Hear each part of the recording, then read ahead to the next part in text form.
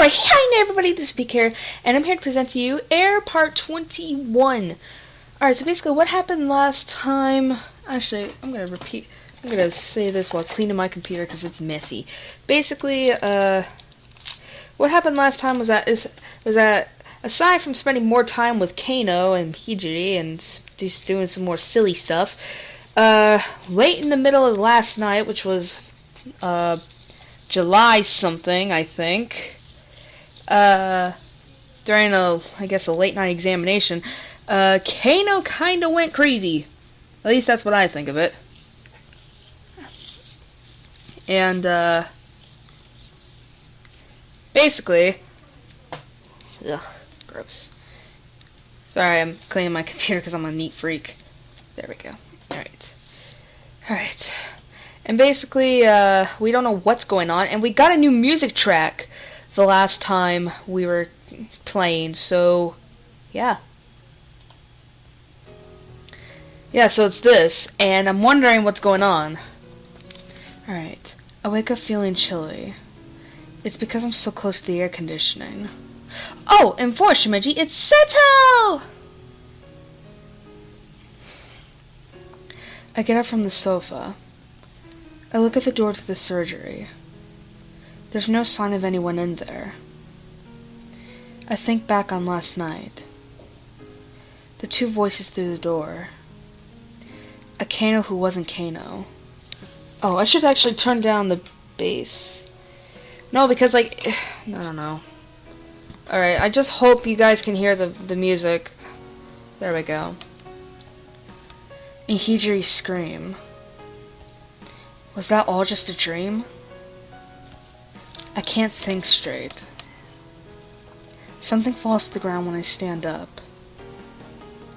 It's a piece of paper. Paper! I pick it up and turn it over. Please stay with Kano. It's the same handwriting as Hijiri's clinical records. I open the shoe rack near the hallway. Hijiri's shoes are missing. Where'd she go? Hijiri? I look around. The town's starting to wake up. Wait, did she leave? The same unchanging blue sky. I spot the hem of a familiar white coat in the corner of my eyes. I follow it. Hijiri, where are you going? We approach the bridge. Hijiri crosses it without hesitation and heads towards the mountain. Hijiri, where the fuck are you going? I don't think she's just going on a walk. I cross the bridge too, keeping my distance but making sure I don't lose her. We soon reach the mountain trail. I can guess where she's heading. What is she doing? She goes up the stairs and walks into the torii gate. What is she doing? They're shining the early morning. It smells of leaves wet with dew. The gravel is still cold. I can't hear any cicadas yet. There's no one around this early, naturally. This shrine's in an inconvenient place to begin with. I feel like people avoid this place. I hide behind the torii gate and watch Hijiri. I don't think she's here to pay her respects. She just stands there, idle in the middle of the road. Considering this is where we found Kano when we first, saw her in a dizzy spell, there has to be something here, as though looking for something that should be there. I consider calling out to her. Hijiri looks really young and helpless from here. I step out from the shadows. Hijiri turns around. She raises one of her slender eyebrows when she sees me. Why are you here? Why are you here?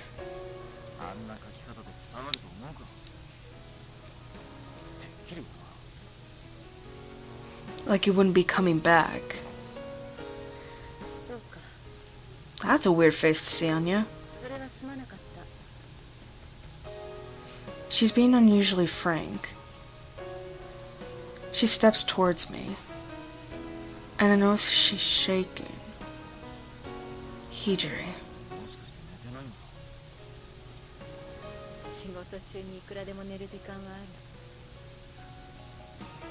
That's bad no matter what she means by that. Hijiri falls into silence and gazes at the shrine roof. I think back to when I last met Hijiri here. The night Kano talked nonsense, then collapsed. Hijiri said something to me when she saw Kano. I knew you'd be here. Why did Hijiri know she'd be at the shrine? I don't think she'd tell me if I'd asked. I look up. The sky's clear like a water fountain, no buildings or telephone poles in sight. This is probably the closest place in town to the sky.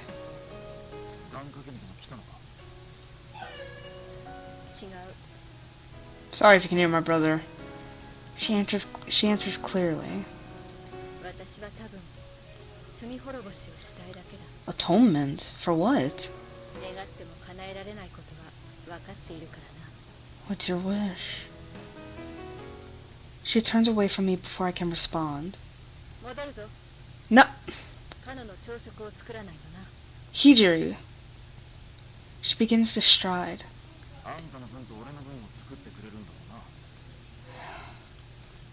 Hijiri responds as though remembering.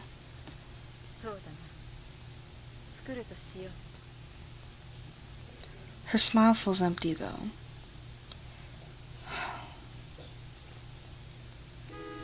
Candle's on the phone at the surgery when we get back.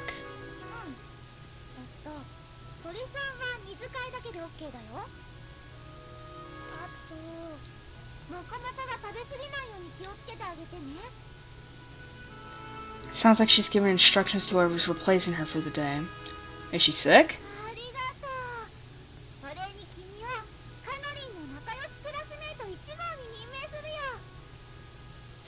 She's handing out numbers as usual. She sounds different a little bit. She puts the receiver down in size. Yeah, are you sick? No! That explains a lie. You sound a little different. Her face looks really red. I can't believe falling in the river caused that much damage to her health. She fell in twice, though. I feel a bit guilty.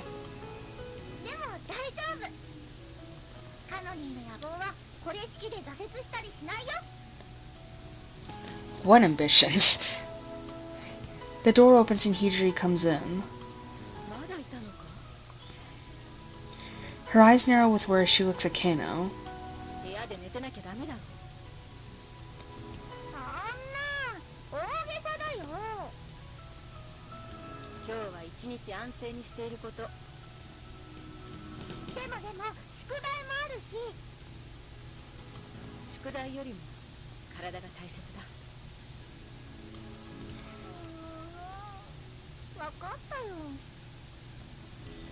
She's being obedient for once.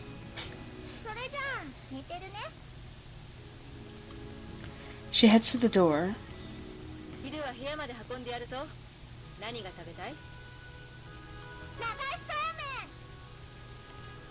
Does she want us to flow it into her bedroom? Oh.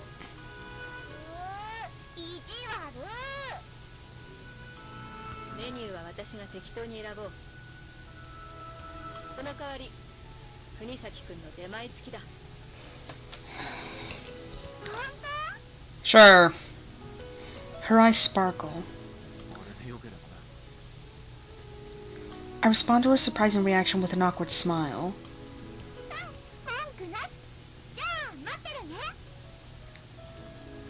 Kano leaves the surgery, wearing a smile so big you wouldn't think she was sick.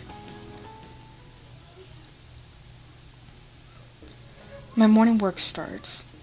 3 whole patients come to the clinic. It's a miracle. I sit at the desk between diagnostics bored. Oh god. The faded exam schedule and unused shelves of medicine make me think about back when this place was prosperous. We're having rice gruel for lunch. Ugh. It's what Hijiri picked specially for Kano. It's flavored with scallop soup stock, so it actually tastes quite good. Ugh. Gross. What? Is it just me or Or is Hidri speaking with a higher pitched tone?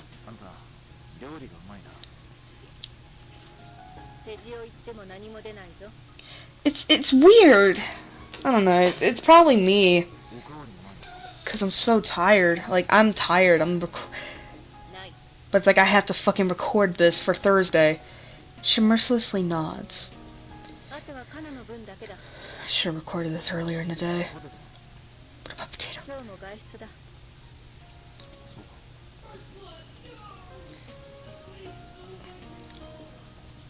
I can't think of anything else to say.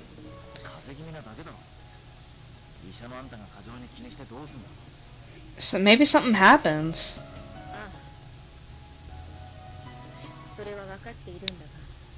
What? Hidri stands up and silently leaves the room. She comes back a moment later carrying a wooden tray. Or is it... On it is Kano's rice gruel, a spoon, a cup of water, and some pills. Oh my god. There's steam coming out of the bowl. I guess she reheated it.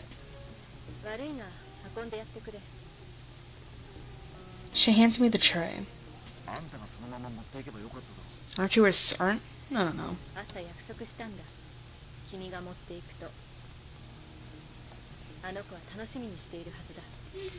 Why are you wearing that face? She sounds way too serious.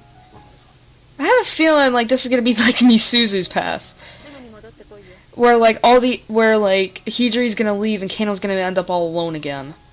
I nod and accept the tray. I knock on the door, the tray in my other hand.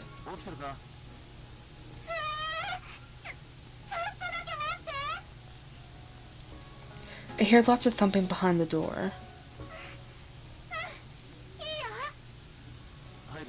Can we finally see her room? I grip the doorknob and head inside. Ooh, very nice. It's a tidy room. The sun shines in through a big window. Literature sets and encyclopedias set on a handsome bookcase. Probably hand-me-downs from Hidri. Kano gets up from the bed upon seeing me. I don't mind.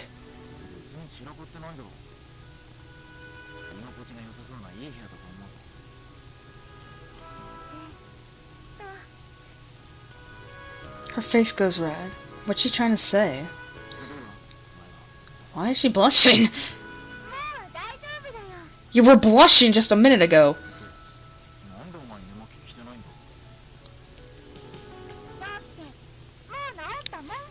Okay, now you're lying, because there's no... I mean, hell, even I can't get over a cold that quick.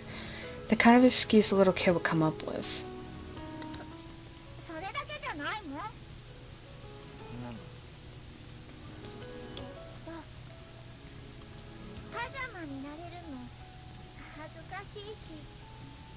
What makes you think I'm gonna do shit? So she must have been getting changed just now. I know, it's like, what do you have to worry about? Kano, what am I gonna do? I point at the bed. Yeah, she'll kill me. She'll kill me, Kano. I'll give you it, but lay in bed. She sits back on the bed and groans. That's right. I place the tray on the bed.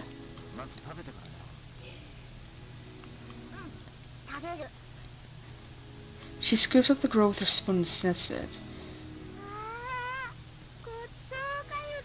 Ugh, God, how can you like that? It's like grits. Yeah, I hate grits. I actually tasted them. It's nasty. Itadakimasu! She puts the spoon in her mouth. Oh gosh. She sounds kind of pathetic. Kano gulps down some water before returning to her gruel. I watch her eat for a while. I can see her bandana getting in the way, but she doesn't seem to mind. Oh god.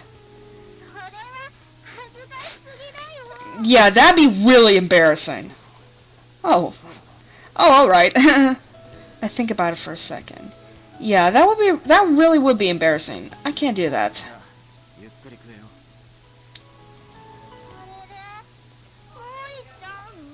I have to. I'm still working. Kano suddenly looks lonely. Yeah, I still have to work.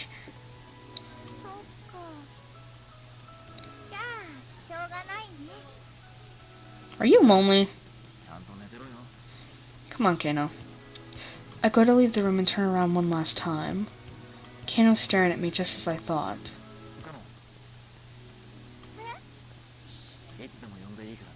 Oh.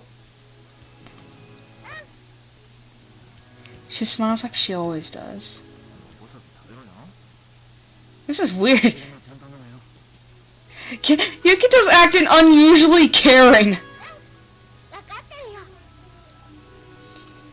This is funny. I leave Kano's room. I think I can understand why Hijiri's a bit overprotective. A few patients come to be examined in the afternoon, then the clinic closes for the rest of the day. I'll mop the floor immediately. Hijiri told me I had to be immaculate. Though I feel like the real reason is to make sure I'm not getting paid to do nothing. I go to check on Kano several times during the day. We end up chatting a lot. She must be bored. Of course she is! Kano doesn't nod her head.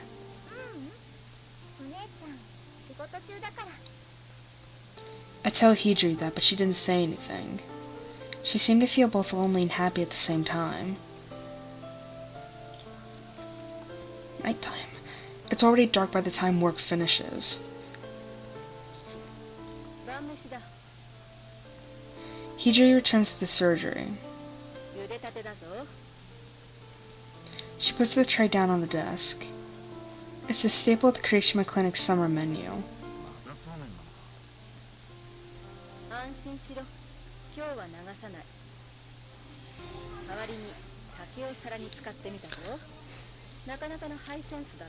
That's refined. I nod, not bothering to disagree.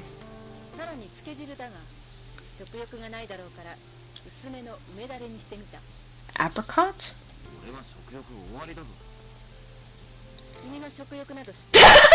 I knew. Of course you were.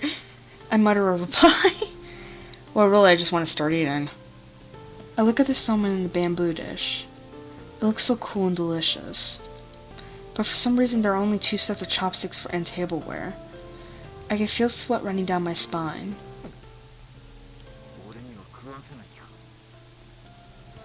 That's a really sadistic thing to do. She picks up a thick brown envelope. She looks like Hijiri's the one who won't be eating. Really? I feel relieved that I'll be eating. Town Hall? Cyborgs. Okay.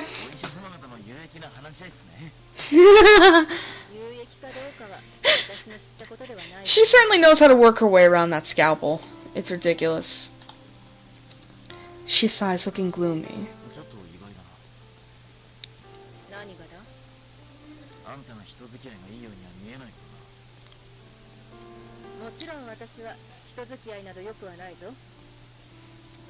Why does she sound so proud of that?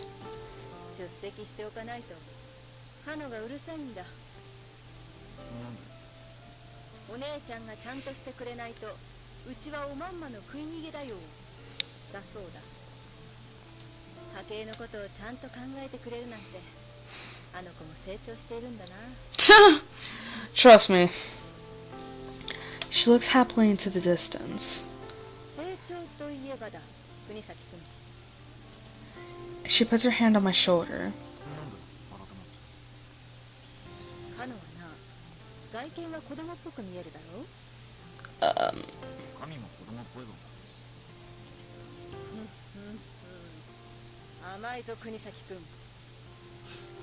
She crosses her arms and laughs meaningfully.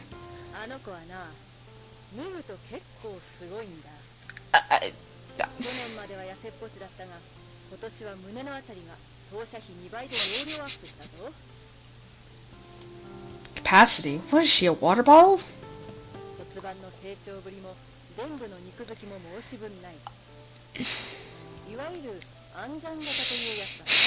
Please don't. Why does that phrase send a chill up my spine?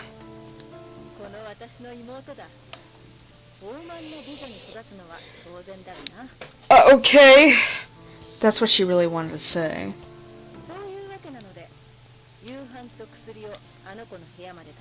What are you trying to say?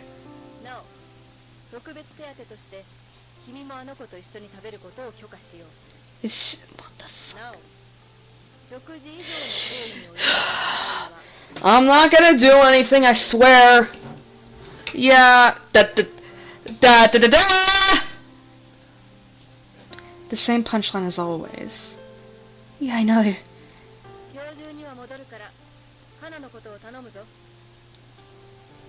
He usually leaves after saying that. I pick up the tray and head for Kano's room.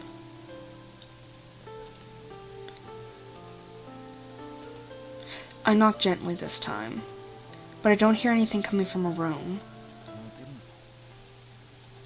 I turn around, but something in the back of my mind nags at me. I grab the doorknob. I silently turn it. It's not locked or anything. I whisper and walk in. The light's off. There's movement in the air. The windows open slightly. The curtain flutters and I can smell the sea. Kano? I look around the room for a moment. It's completely silent. The lamps outside throw a band of light onto Kano's bed. It's empty. Kano isn't there.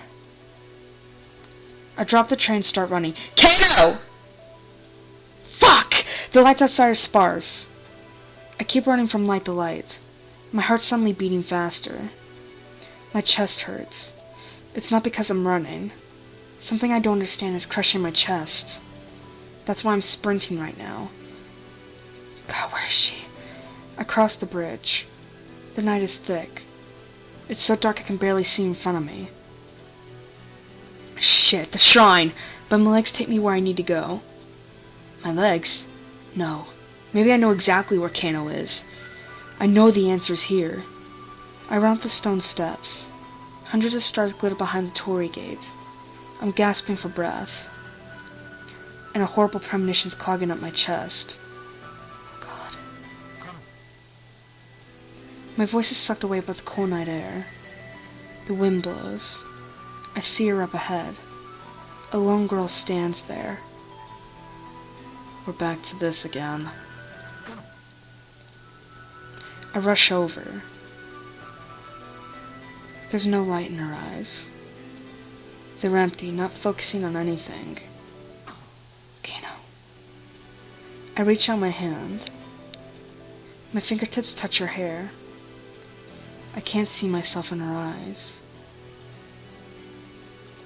And then, Kano's lips move. But they aren't her words.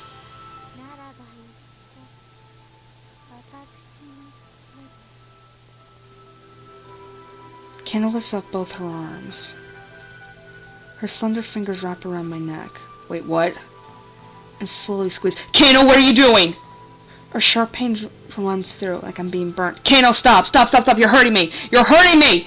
I come to my senses. This is Kano right in front of me. But the person doing this is definitely not Kano. Kano's hands are throttling me. This just doesn't feel real. The skin around my neck feels red hot. As though someone's pushing a hot iron rod against it. She squeezes harder. That's not the strength of a girl Kano's age. I grab her wrist to try and shake her off. I put all my strength into pushing her hands away. Kano, come on, you have to stop, alright? My hands are bigger and stronger than hers, but I can't loosen her grip. I can't breathe. Everything turns to black.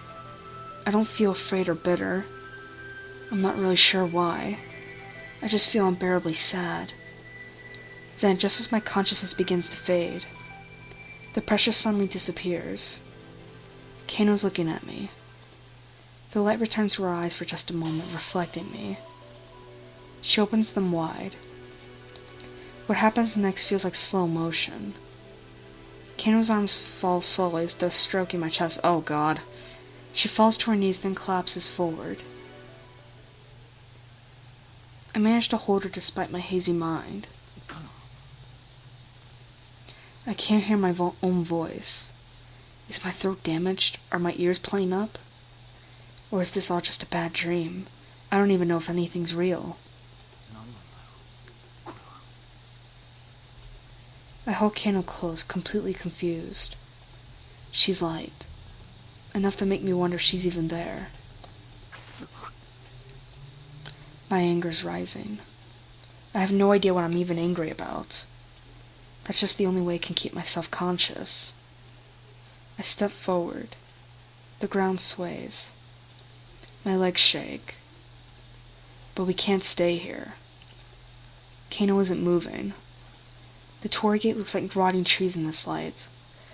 I desperately try to move my feet, still holding Kano, in order to run as far away from here as we can, so we can return to reality. What the fuck just happened? No! No! I wanna know what happened!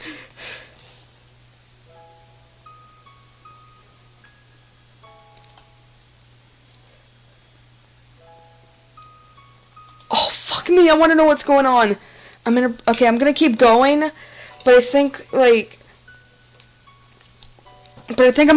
I will actually split this part up because I don't know, I just feel like it. I'm in a bright white room when I wake up. White walls, white sheets. It takes me a while to work out where I am. I can smell antiseptic. And beyond that, I hear a gentle voice. I sit up on the bed in the surgery. My head feels heavy. There's a dull pain around my forehead. I notice the clock on the wall right as I say that. The hands are pointing straight at 6 o'clock. In the morning or afternoon? It's right outside the window.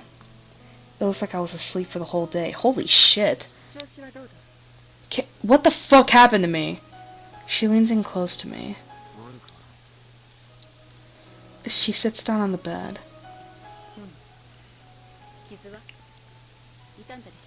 Wounds? What the fuck?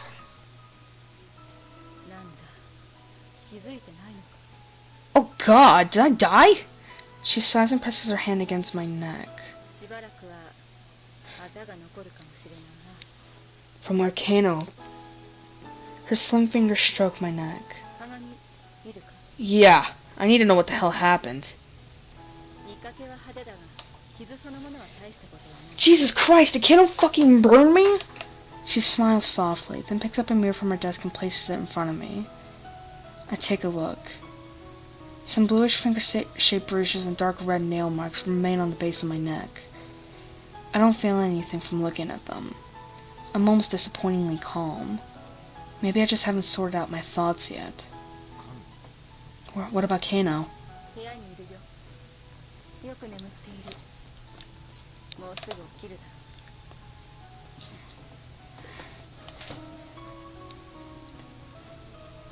Hijiri breaks the heavy silence.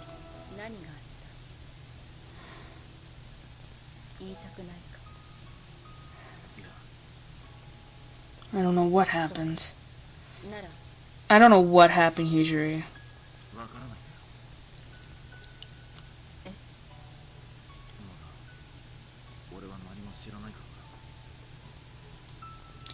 Yeah. I still don't know a thing about this. I don't even know if I'm meant to. I look out the window. I can see a bit of the sky through the gap in the trees.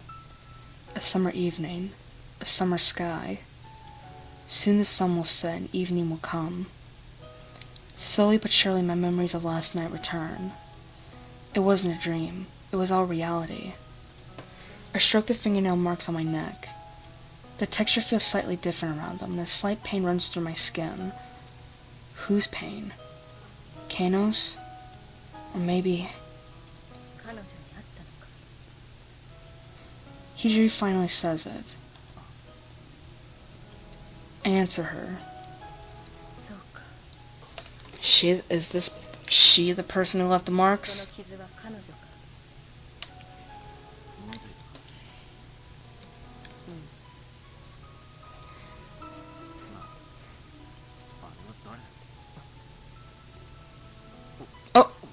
What are you doing, Hijiri? This is what we saw in the opening. Her gentle lips approach me. Hijiri, what are you doing? The bewitching scent of her hair tickles my nose. She whispers in my ear. Her breath touches my neck with each word.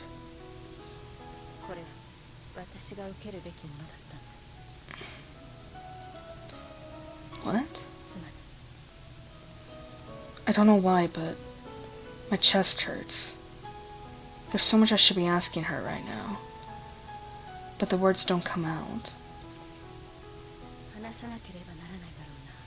Tell me. Everything.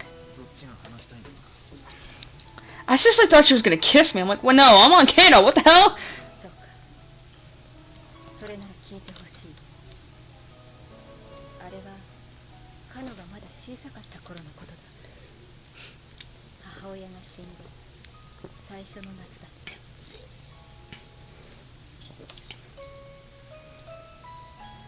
Flashback time!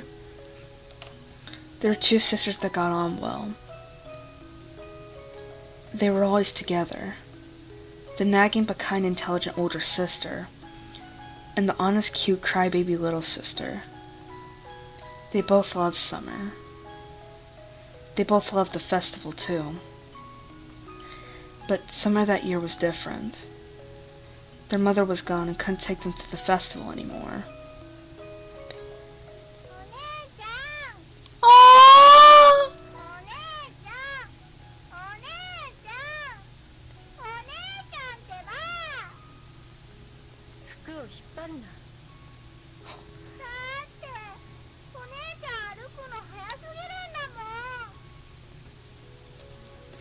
The older sister sighed. They shouldn't have gone to the festival. They hated being in an empty room together. They were sure the fun memories of walking with their mother laid outside. So they slipped out of the house and decided to walk to the shrine. There was a lively band playing and lots of stalls. Every now and then a smiling family would walk past them. The older sister bit her lip. She gripped the little sister's hand tight and walked with her head bowed. Then she heard an upbeat voice.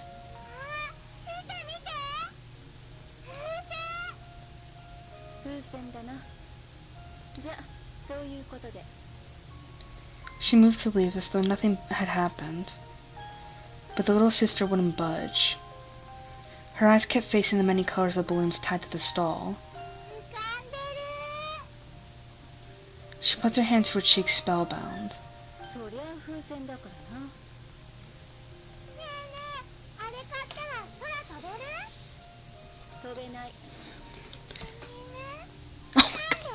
Oh my god, that was adorable. Excuse me. Ah, God, my ear hurts. The older sister was clever and it showed.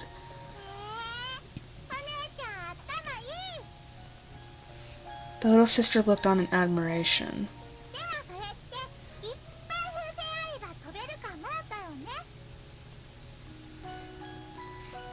The older sister felt like she dug herself a hole. Oh god. She reaches into her skirt pocket and takes out everything she owns. 4 100 yen coins. It's enough to buy one of the smallest.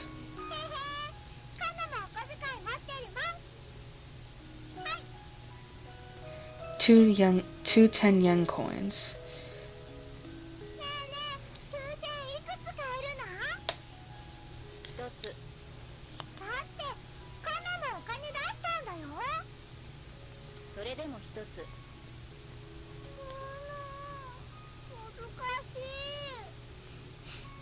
The little sister scowled, pondering the unfairness of society.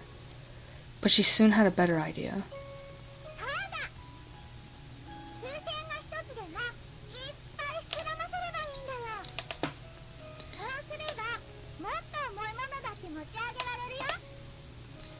That didn't sound right to the older sister, but she didn't think she could explain why either.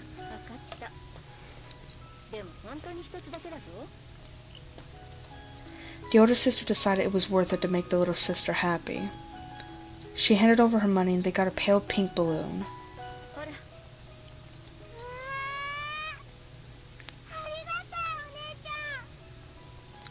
The little sister smiled and held out her hand. But someone bumped into the older sister and she shook for just a moment.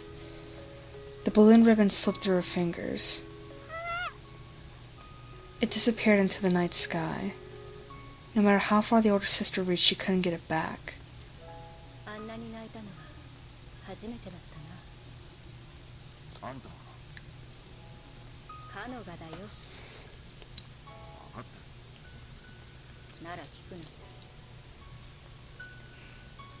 She's in no mood for jokes.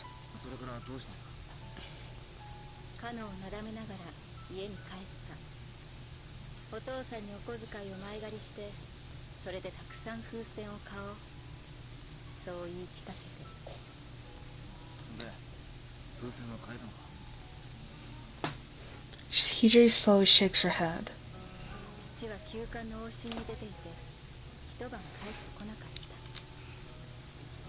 I try imagining it.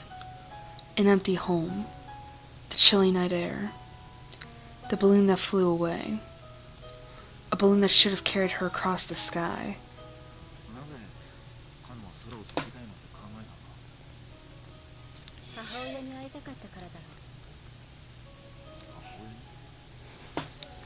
I ask again, not knowing what she meant. Hijiri's eyes flicker for a moment.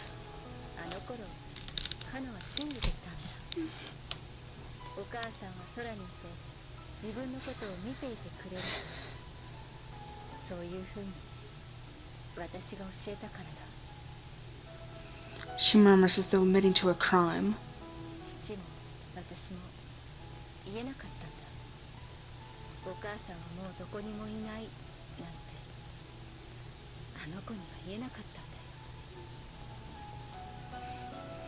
The starry sky. The scent of incense and watermelons. A few burnt-out fireworks litter the pavement. Two sets of footsteps tread forward. They leave the alleyway and walk through fields full of fireflies. They rush up along the dark mountain trail, hand in hand.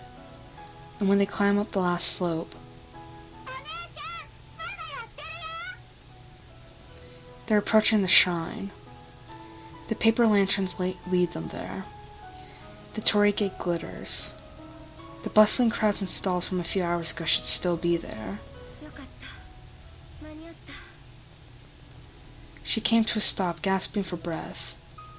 The little sister speaks up, looking worriedly at the torii gate.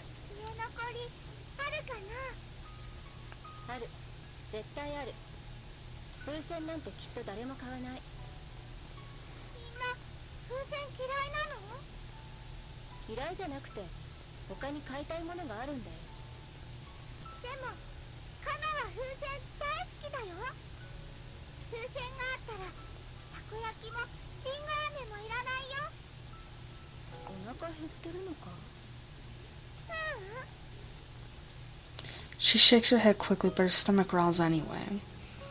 Neither of them had been very hungry at dinner. The little sister had said something as she poked her cold rice with the chopsticks.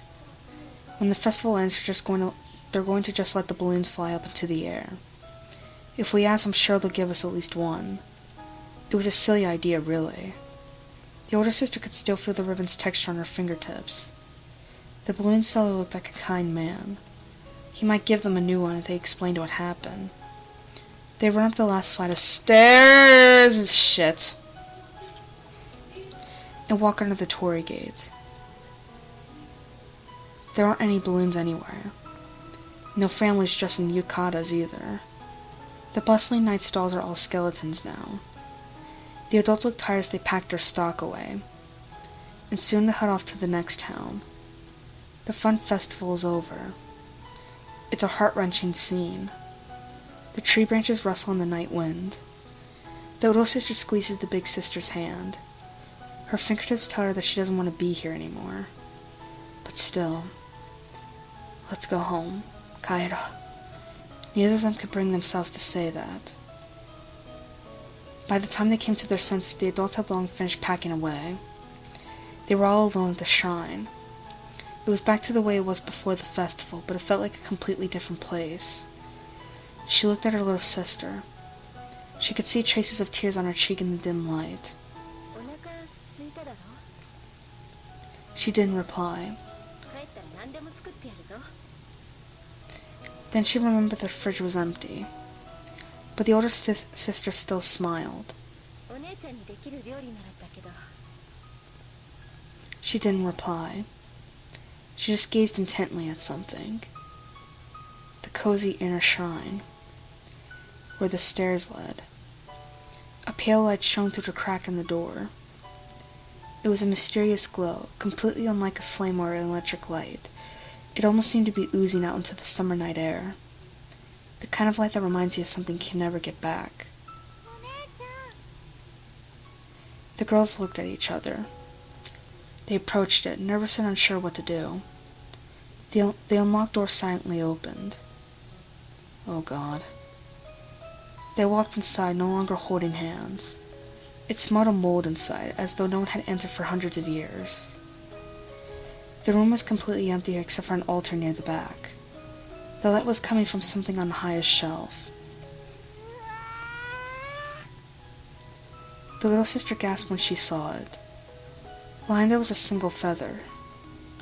A shining bird feather. It was neither white nor silver, and was surrounded by a soft light.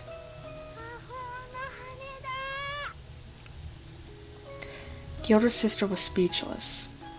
The little sister had been thinking the same thing ever since she saw it. Its plumage looked like silk. It was shaking, inviting the two of them closer. They knew they'd be able to fly in the sky with it. They might really be able to visit Mom.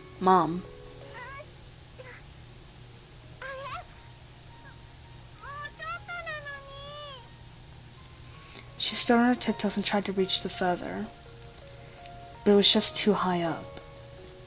The older sister gently picked it up by its stem and handed it to the little sister. The little sister grasped it. At that moment, the feather began to undulate, as though it was regaining its memory to the sky. Harsh light filled the room, so bright neither of them could see anything. And then,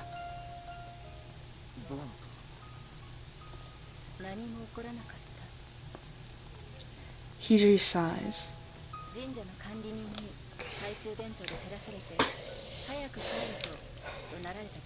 But what does this have to do with Kano?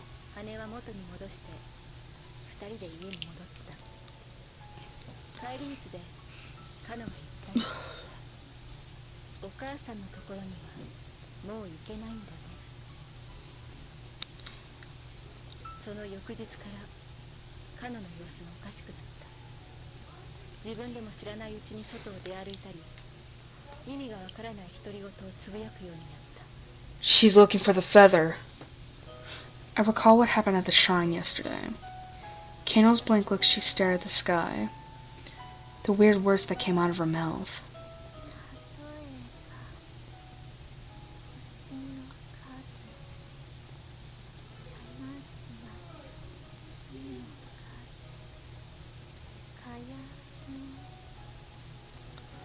Even now I don't know what they mean.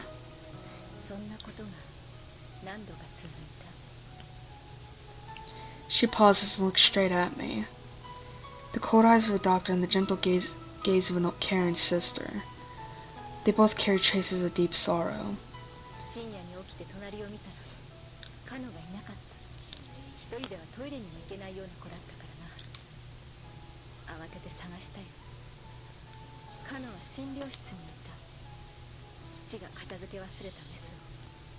Oh my God.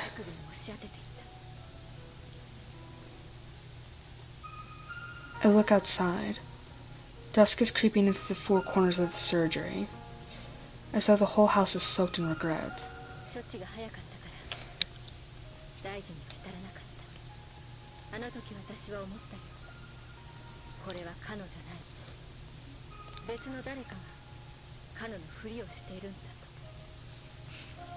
I think about Kano, how she'd smile so brightly at both of us. Was that never really Kano's smile but someone else's? But then I realize it. the bandana on Kano's right wrist. Her eye-catching accessories, too big for her slender wrist. Hijiri silently nods. Oh my god. これは不思議なバンダナだ。大人になるまで巻いていれば魔法が使えるようになる。それまでどんなことがあっても絶対に外さないように、そう言い聞かせて。無意識に手首を切ろうとしてもバンダナを見れば正気に帰ることができる。子供心にそう考えたんだ。 Hijiri's ridiculing herself. She spins around in her chair and looks at the twilight outside the window. あの子はすごく喜んだよ。大人になるまで絶対に取らないよってニコニコ笑ってくれたよ。あの日のことはカノはほとんど覚えていないはずだ。それでもあの子は今も私の言いつけを守っている。カノはあのバンダナを外さない。外せないんだ。 I don't think it's that. The day when she'll become an adult will come soon. It might even happen this summer. そして私は父の後を継ぐことを決心した。勉強して医者になればいつかカノの病気を治せると思ったからだ。 Hijiri picks up a book from her desk. The title is full of jargon I can't read. The cover looks worn out though. I can tell she's read it several times over. 二重人格というのを知っているだろう。 I fucking knew it! I fucking knew it! 子供の頃に抑圧された体験があると、それを別の人格にして辛い記憶から逃れようとすることがあるらしい。 Son of a bitch! I fucking knew it! Oh my god!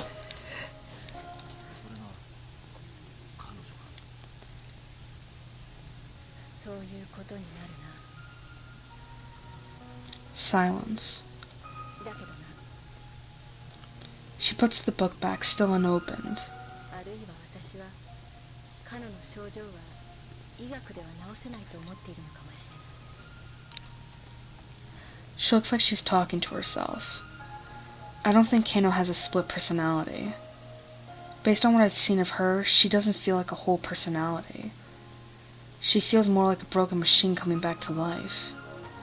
It might be that she doesn't even realize she's alive. That's the impression I get. あの時カノは神様に願い事をした。叶うはずのない願い事だった。だからカノは。 She doesn't finish her sentence. Hijiri gazes at the marks on my neck instead, and then speaks like she's squeezing out the words from deep within her. 最初にあの羽に触ったのはあの子じゃない。私なんだ。母親は空にいると教えたのも私だ。それなのになぜあの子が、あの子だけが罰を受けなければならないのだろう。 She looks down at the floor. A question that no one can answer hangs in the air amongst the scent of disinfectant. I have to say something. The Hijiri is already back to normal by the time I think that. 医者の言うセリフではなかったな。忘れてくれ。 She laughs awkwardly. But that's not what was bothering me at all.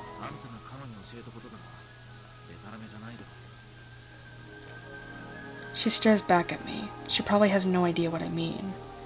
But I continue regardless. Oh god.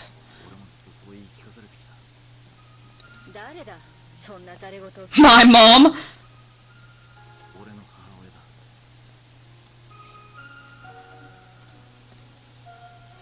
君のお母さんは澄んだ心を持った永遠の夢追い人なんだな。 It's too late to cover it up with a vague dismissal. いや、本当だ。機会があったらぜひ紹介してほしいぐらいだぞ。それは無理だな。俺が小さい頃に死んだ。そうか。 We sink into silence. Do Hidri and Kano know that there's nothing he could say to someone who's lost a relative? I look up at the matte red summer sky cut off by the window frame. I remember the words my mother told me over and over in my youth. God. 50 minutes we've been going.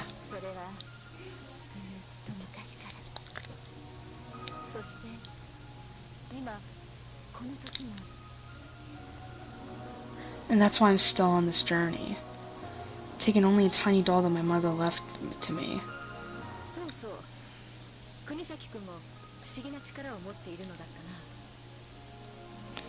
She suddenly starts speaking again.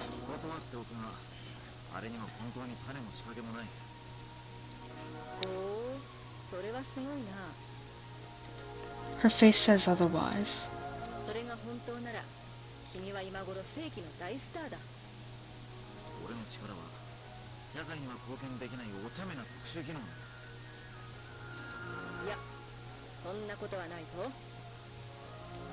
She pats my shoulder. She speaks confidently.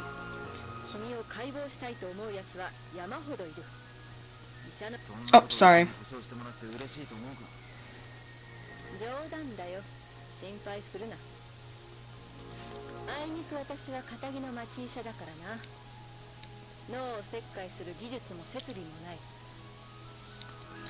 So if she had the equipment, I'd be in a jar right now?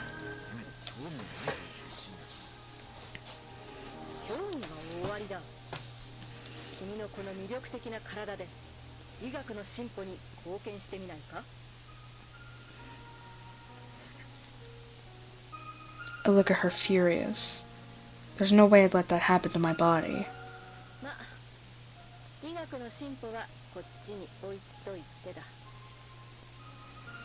She mimes actually putting it to one side.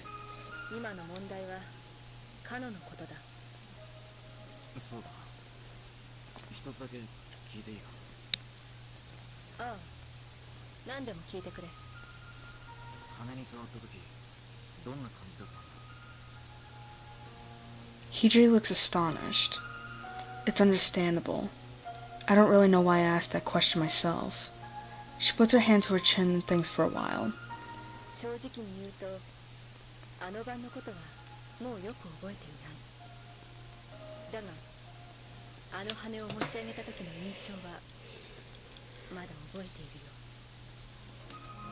She looks at her fingertips as she thinks.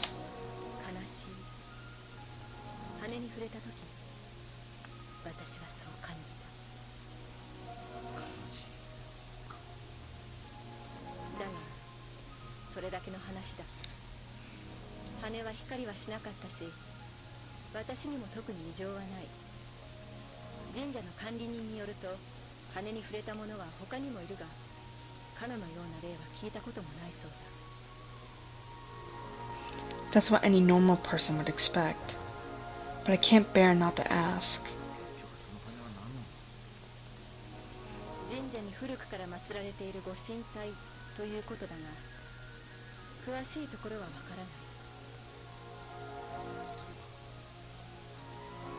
Something nags at me in the back of my mind. A white shining feather. A feather that I've had for years and years. A feather that'll take people to the sky. Isn't it originally...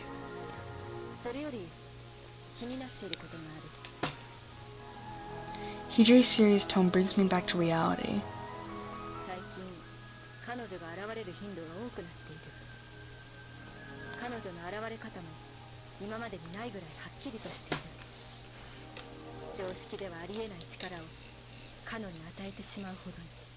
What do you mean impossible? I can't understand what she means by that. I stay silent for a while, and Hidri points at my neck.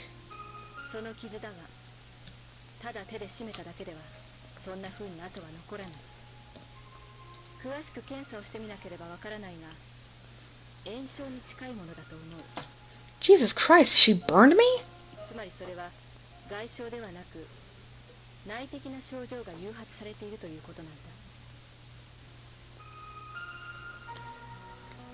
It takes me a long time to ask what the hell that means. I trace my hand over my neck again. My wounds weren't actually caused by Kano's fingers.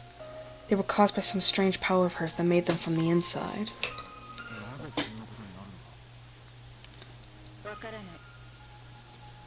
She says it directly without any padding. I guess as a doctor she has to be as clear as possible. 私は不安なんだ。このままではカノはどうなってしまうのか。 She hangs her head in the chair. I've never heard her sound so weak before. The glow of the sunset sinks into her white coat. After several seconds of silence, she raises her head. She straightens up and looks straight at me, just like always. 国崎君、君に頼みがある。頼まれても聞くかどうかはわからないぞ。カノのことを守ってやってくれ。 And then she bows her head. I look at the surgery door, unable to say anything. I could see the tiny seaside town through the dim light. Before I knew it, I ended up living here at the clinic. I passed the time here and there helping two friendly sisters. I look at the ceiling. My mother's internal words still ring in my ears. There exists a girl with wings, far away in the sky. She's been there for a long, long time. And she's still there, even now. That's right. I've been an outsider the whole time I've been on my journey. There's probably nothing I can do to help Kano. But I say something completely different. せめて期限を決めてくれ。そうだな。あの子がバンダナを外せる日まで。そんな日は来ないのかもしれないが。 She adds that on as a joke. Hidri looks lonely, but her smile is perfectly composed. That night, I sit down alone on the waiting room sofa. It's quiet. Everything's turned off, even the air conditioning. It feels strangely cold. If I strain my ears, I can hear the faint chirping of insects. I can see Kano standing in the darkness. She looks worried. いや、少し考え事をしてただけだ。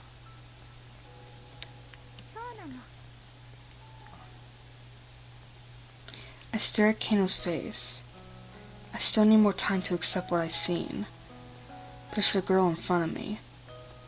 Kirishima Kano. 体大丈夫か。もう大丈夫だよ。ごめんね、心配ばっかりかけて。 Her smile feels really distant tonight. 大したことじゃない。 I stretch out my right hand and gently stroke Kano's head.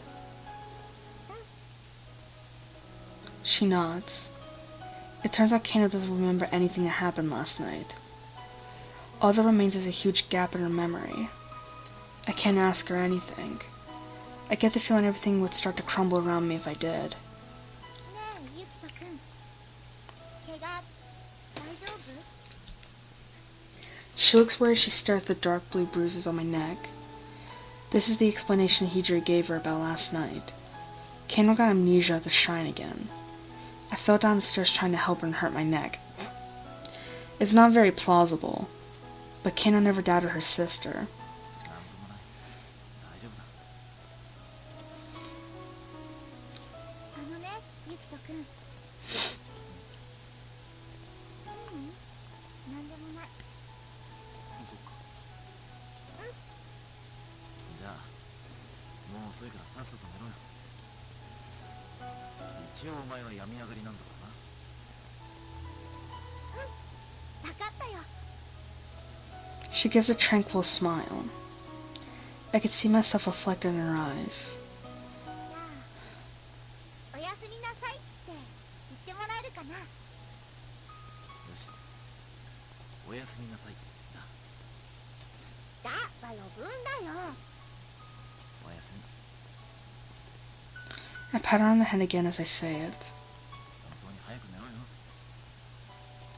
ありがとう。じゃあ、おやすみなさい。 The living room door makes a gentle noise as it shuts. Finally. August 2nd. I'm sorry I went a little bit further, but it's like I just wanted to know what the hell happened.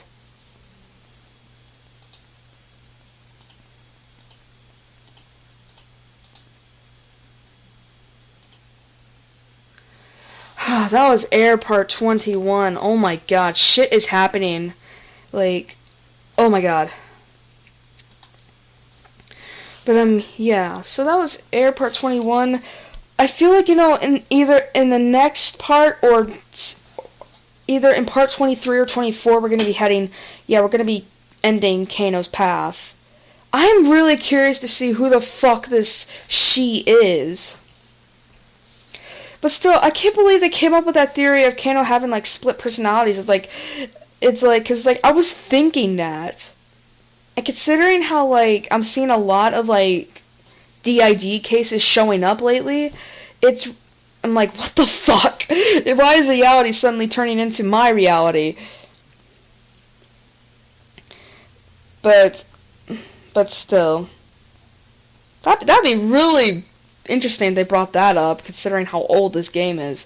Anyway, so, Pokemon Randomized Black will be up on Thursday because I'm recording this on Tuesday night. And, yeah, so, thanks for watching, and I hope to see you guys again for Pokemon Randomized Black, where we'll be going through Victory Road. So, see ya!